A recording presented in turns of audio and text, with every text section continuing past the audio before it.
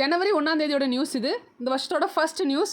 Unit 3ல் history culture of India national மூமெண்ட்டில் வர்ற ஒரு நியூஸ் தான் இது. எமர்ஜென்சி ஆஃப் லீடரில் பகத்சிங்கை பற்றின நியூஸ். பாகிஸ்தான் லாகூர் பூஞ்ச் மாளிகையில் பகத்சிங் கண்காட்சி அரங்கம் திறப்பு. இப்போ நமக்கு நல்லா தெரியும் 2 பஞ்சாப் இருக்குன்னு. ஒரு பஞ்சாப் வந்து இந்தியாவுக்குள்ளேயும் இன்னொரு பஞ்சாப் வந்து பாகிஸ்தானில் இருக்கு இல்லையா. அந்த பாகிஸ்தானில் இருக்கிற பஞ்சாபில் இருக்க ஒரு மாளிகையில் கண்காட்சி வந்து திறந்திருக்காங்க. பஞ்சாப் மாநிலத்தோட தலைநகரமாக இருக்கிற லாகூரில் உள்ள வரலாற்று சிறப்புமிக்க பூஞ்ச் மாளிகையில் தான் இந்த பகத்சிங் கண்காட்சி வந்து திறந்திருக்காங்க. அந்த மாகாண அரசு வந்து பொதுமக்களோட பார்வைக்காக இதை வந்து திறந்து வச்சுருக்காங்க.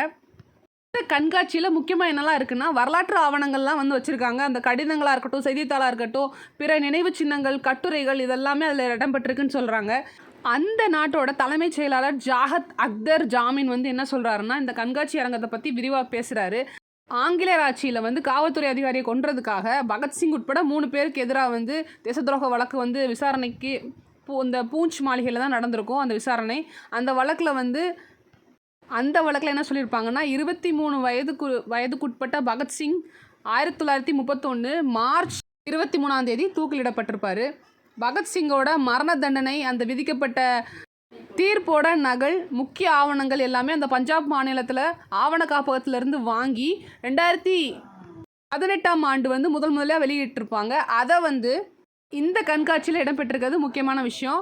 பகத்சிங் வந்து என்னென்ன செஞ்சாரோ அதெல்லாம் முக்கியமான விஷயங்கள்லாம் இதில் நிறைய சேகரித்து வச்சுருக்காங்க.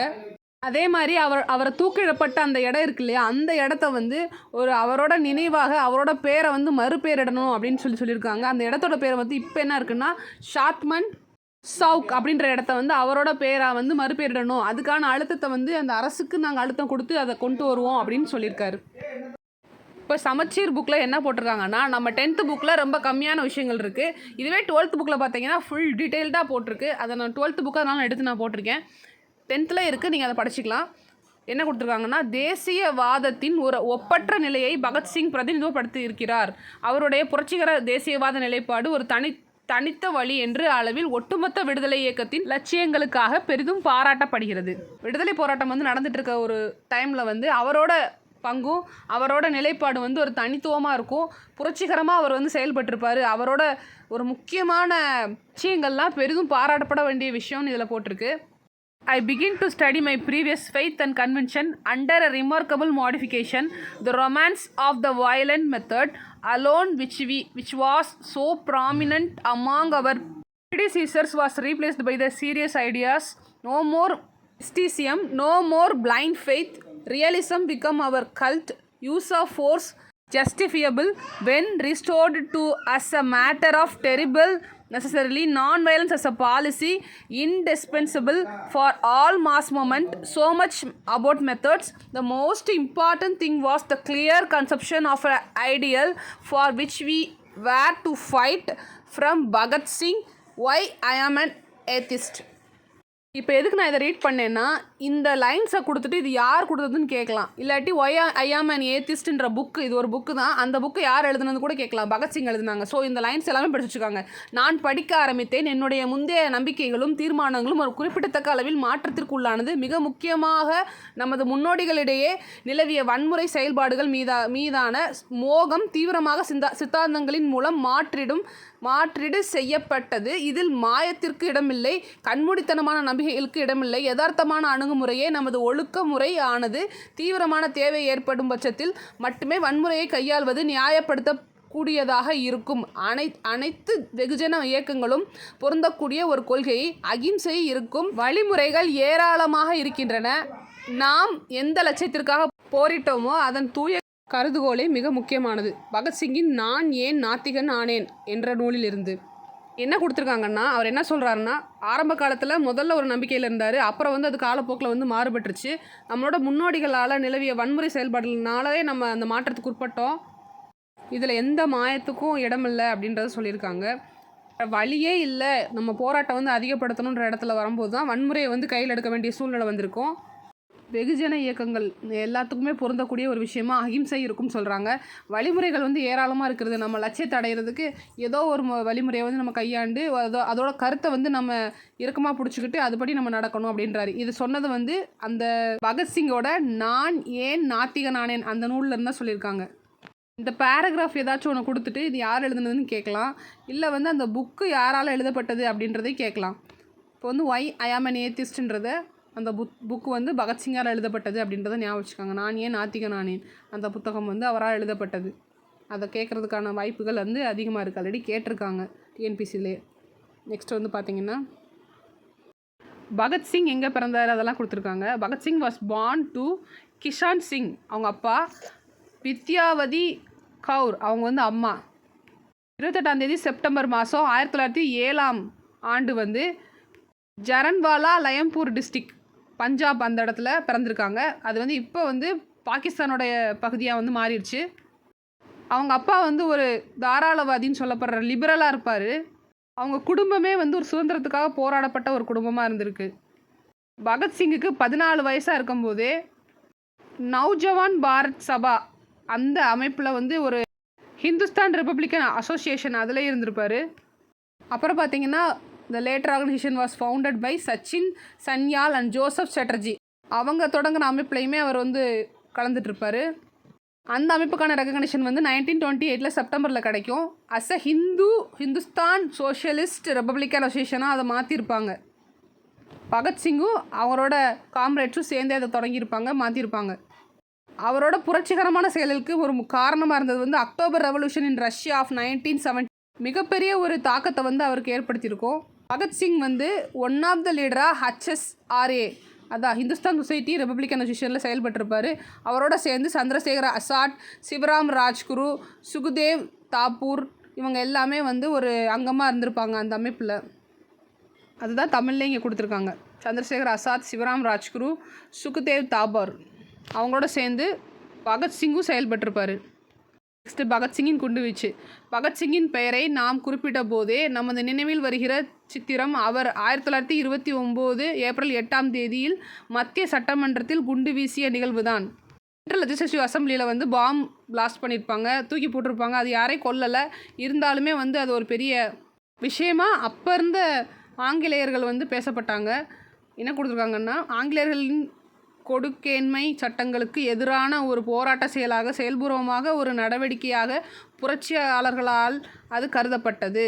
தொழிலாளர் வர்க்கத்திற்கு முற்றிலும் எதிரான ஒரு சட்டத்தை சட்டமன்றத்தில் நிறைவேற்றுவதற்காக அதற்கான தொழில் தகராறுகளில் மசோதாவை அறிமுகப்படுத்தும் அந்த நாளை அவர்கள் இதற்கென தேர்ந்தெடுத்தனர். தொழிலாளர் வர்க்கத்திற்கு எதிராக வந்து அவங்க சட்டத்தை கொண்டு வர ட்ரை பண்ணியிருக்காங்க. அப்படி கொண்டு வர முயற்சி பண்ணும்போது நிறைய பிரச்சனைகள் வேண்டான்னு சொன்னாலுமே அவங்க கேட்காம அதை இன்ட்ரடியூஸ் பண்ணுறதுக்கு ட்ரை பண்ணும்போது அதை தடுத்து நிறுத்துகிற மாதிரி, அதை எச்சரிக்கிற மாதிரி, எங்களுக்கு எல்லாம் பிடிக்கலன்னு சொல்கிற மாதிரி அந்த பாம் பிளாஸ்ட்டை வந்து பண்ணியிருக்காங்க. இப்போ வந்து லாகூர் சதி வழக்கு அப்படின்ற டாப்பிக்கில் ராஜகுரு, சுகுதேவ், ஜகந்தர்நாத் தாஸ் ஆகியோருடன் பகத்சிங்கும் மேலும் 21 பேர் கைது செய்யப்பட்டனர். அவங்களாம் அரெஸ்ட் பண்ணுறாங்க. சாண்ட்ரஸ் கொலை தொடர்பான விசாரணைக்கு அவர்கள் ஆளாக்கப்பட்டனர். இந்த வழக்கு 2வது லாகூர் சதி அப்படின்னு சொல்லப்படுது. 2வது லாகூர் சதின்னா என்னென்னா இந்த சாண்ட்ரஸ் கொலை வழக்கு தான் சொல்கிறாங்க.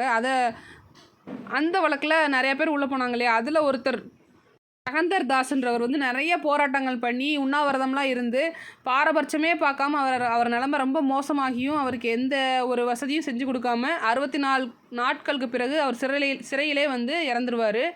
ஸோ வந்து லாகூர் சதி வழக்கு வந்து விசாரிக்கிறதுக்கு முன்னாடி நாங்கள் குண்டுவீச்சு வழக்கை வந்து தீர்ப்பு வழங்க மாட்டோம்னு ஒத்தி வச்சுருப்பாங்க. இந்த வழக்கு தான் வந்து பகத்சிங், ராஜகுரு, சுகுதேவ் ஆகியோருக்கு 1930 அக்டோபர் 7 வந்து மரண தண்டனை விதிக்கப்பட்டது. 1930 அக்டோபர் 7ன்றதை ஞாபகம் வச்சுக்காங்க. அப்படி தூக்கில் போடுறதுக்கு முன்னாடி அந்த பகத்சிங் வந்து அந்த தருணத்தில் அந்த மரணத்துக்கு அவர் போகிற டைமில் கூட அந்த பஞ்சாப் மாநிலத்தோட ஆளுநருக்கு ஒரு கடிதம் எழுதுகிறாரு. அந்த கடிதத்தில் என்ன குறிப்பிட்டிருந்தாருன்னா, முதலாளித்துவத்திற்கும் ஏகாதிபத்தியத்திற்கும் நாட்கள் எண்ணப்பட்டு வருகிற இந்த போர் எங்களுடைய தொடக்கம் அல்ல, எங்கள் வாழ்க்கையுடன் முடிவு பெறப் போவதும் அல்ல. நாங்கள் போர் தொடுத்ததால் போர்க்கைதிகளானோம் என்று உங்கள் நீதிமன்றம் தீர்ப்பு கூறுகிறது. அப்படியானால் எங்களை தூக்கிலிடுவதற்கு பதிலாக சுட்டு கொள்ளுங்கள் அப்படின்னு சொல்லி அவர் எழுதியிருப்பார். இதுதான் வந்து அந்த லெட்டரில் இருந்தது. நாங்கள் சாகிறதுக்கு வந்து நாட் குளிக்கலாம், ஆனால் நாங்கள் வந்து இந்த முதலாளித்துவத்துக்கும் ஏகாதிபத்தியத்துக்கும் நாட் குறிச்சிட்டோம். நீங்கள் எங்கள் வாழ்க்கை வந்து இதோட முடிய போகிறதில்ல, எங்கள் போராட்டமும் இதோட முடிய போகிறதில்ல. நீங்கள் எங்களை போர்க்கைதி தானே சொன்னீங்க, அப்போ வந்து எங்களை எதுக்கு தூக்கில் போடுறீங்க, சுட்டு கொள்ளுங்க அப்படின்னு சொல்லி அவர் லெட்டர் எழுதியிருக்காரு. இது மூலமாக ஒரு புரட்சிகர தேசியவாதியாக வந்து அவர் மாறிடுறாரு. இவரை மாதிரி நிறையா பேர் வந்து போராட்டம் நடத்துகிறாங்க, புரட்சி செஞ்சுருக்காங்க. அவரை மாதிரி இல்லாமல் மற்றவங்க மாதிரி இல்லாமல் அவர் எப்படி வேறுபடுகிறாரு அப்படின்றத அவரே சொல்லியிருக்காரு. During his trial, that revolution is not just a cult of bomb and pistol. Revolution is a inalienable right of mankind. Freedom is the imperishable birthright of all. The laborer is a real sustainer of society. To the altar of this revolution, we have brought our youth as innocence. No sacrifices too great for so magnificent a cause. Symbolically, they also shouted, inquilab zindabad after this defence statement of his in the court. புரட்சி என்பது வெறும் குண்டு எறிவதோ கைத்துப்பாக்கியால் சுடுவதோ அல்ல. புரட்சி என்பது மனித குலத்தின் பிரிக்க முடியாத உரிமையாகும்.